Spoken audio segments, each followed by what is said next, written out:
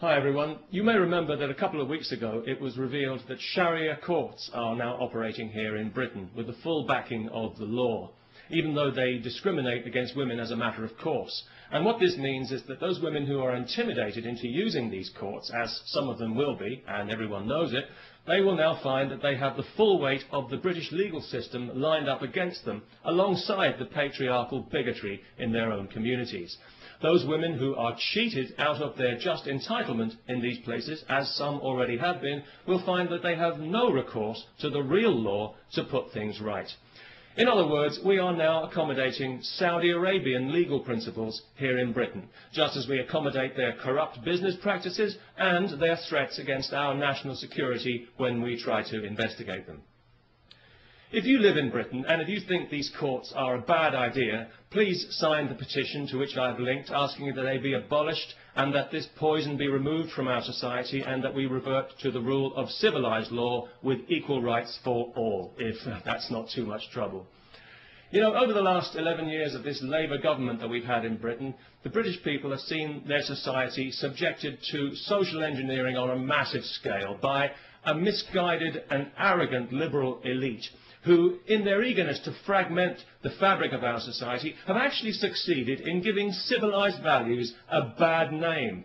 Tolerance and diversity are good things on paper. I'm sure we'd all vote for tolerance and diversity, but in practice they've become a nightmare of doublethink and lies, where the most unreasonable people in society are encouraged at every turn to be even more unreasonable.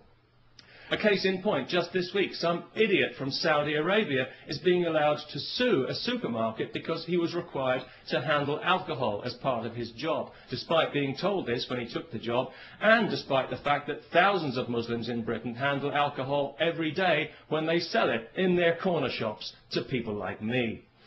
I do find it quite ironic that Islam forbids intoxication when you consider how many Muslims are seemingly so intoxicated by their religion, especially in Saudi Arabia. So it was no surprise to me to hear that this idiot was from Saudi Arabia, because I think we all know that that entire country is mentally ill. The Saudis would have us believe that theirs is the purest form of Islam. Well, I don't know about that, but it's certainly the nuttiest form. It's barking mad, if you'll pardon the canine metaphor, and it's pig ignorant, even if you won't. It's got to be just about the nastiest belief system on this faith-obsessed planet, and it's a cowardly one as well, enforced by cowardly men who are afraid of women and whose only language is ultimately violence. They're absolutely pathetic, and history is already laughing at them. If the term human rights means anything in this world, then one day the Saudis will pay out as much in compensation for their abuse of women as the Catholic Church has for its abuse of children. And I'll certainly drink to that. Because I was out earlier today, coincidentally, buying some beer, not because I enjoy beer particularly, but because I know it offends Islam.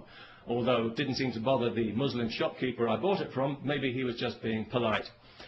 Anyway, as I was leaving the shop with my beer, two women happened to walk past wearing burqas. Nothing too unusual about that, not anymore, not in London anyway, and nobody really paid it much attention, apart from one small child who I overheard describing them to her mother as letterbox ladies, which I thought was actually quite inventive and rather charming. But of course it was also deeply offensive, so we had the child put to death. No, not really. But it was lucky that neither of the women actually heard the offensive and insulting remark, because obviously each of them had her head encased in a cloth sack. So that was good, because it meant that the police didn't have to be called, no human rights people needed to get involved, and nobody required any financial compensation for hurt feelings, which I thought made a very pleasant change indeed. And of course, as a result, we didn't have to listen to any propaganda sound bites from some Islamist Saudi shill at the Muslim Council of Britain. So all in all, it worked out for the best. And it just goes to show that these things don't always have to end in tears. Peace, especially to everyone who remembers to sign the petition.